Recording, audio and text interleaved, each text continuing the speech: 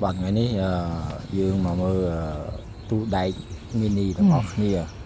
បាទនេះជាទូដែក mini ដែលទៅចេញថ្មីហ្នឹងហើយយើងមានកូនសោមួយសម្រាប់ចាក់បាទវាសុវត្ថិភាពដែរសម្រាប់បងប្អូនដែលគាត់ចង់ថែរក្សាទ្រព្យសម្បត្តិខ្លះយូរទៅអ្នកមកជុំគ្រួសារមកជុំគឺយើងអាចប្រើវាបានអញ្ចឹងណាអញ្ចឹងនេះជាអ្វីដែលជា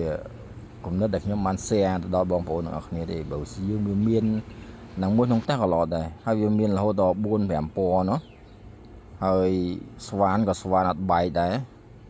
ហើយយើងមាន key software key របស់គេហ្នឹងមានប្រមាណប្រភេទហើយវាមានទំហំដូចនៅខាងក្រោមនេះបាទទំហំជួរឈររបស់វាគឺមាន17សង់ទីម៉ែត្រនិងជួរដេកមានរហូតដល់17សង់ទីម៉ែត្រហើយនឹងជួរដេកខាងមុខហ្នឹងវាមានរហូតដល់ទំហំហ្នឹងវាមានរហូតដល់23សង់ទីម៉ែត្របាទវាមានតាមទំហំរបស់វាមានទាំង19សង់ទីម៉ែត្រនិងមានតាមຂະຫນាតរបស់វាអញ្ចឹងបងប្អូនអាចជ្រើសរើសយកប្រើបានអញ្ចឹងខ្ញុំសូមជូនជាយោបល់អញ្ចឹងយើងអាចថែរក្សាលុយយើងមិនបាច់ប្រើកូនជ្រូកដីយីថែមទៀតទេយើងគ្រាន់តែប្រើទិញហ្នឹងមួយមកយើងគ្រាន់ថែរក្សារបស់របរឲ្យយើងចាក់លេខកូដយើងមានសោរបស់យើងតែប៉ុណ្្នឹងវាអត់មានច្រេះចាប់តាណាទេអញ្ចឹងវាជា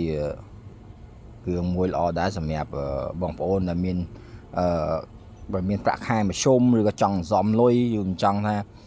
ធ្វើម៉េចឲ្យមានវាថាយើងថាមានការអីទៅត្រូវយើងដកលុយបានឬក៏យើងប្រើវាបានអាហ្នឹងយើងអាចប្រើ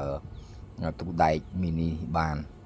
បាទអញ្ចឹងសូមអរគុណច្រើនចំពោះការទស្សនាវីដេអូទាំងអស់នេះអញ្ចឹងនេះជាអ្វីដែលខ្ញុំបានបង្ហាញជូនដល់បងប្អូនសូមគាំទ្រនិងជួយ Subscribe ទាំងអស់គ្នាផងអរគុណច្រើនបងប្អូនបាទសូមជួយ Subscribe បន្ថែមដើម្បីឲ្យ admin មានទឹកចិត្តសម្រាប់បង្ហាញនៅប្រភេទទូដៃថ្មីនៅវីដេអូក្រោយអញ្ចឹងសូមអរគុណនឹងការទស្សនាទាំងអស់គ្នាអរគុណជម្រាបលា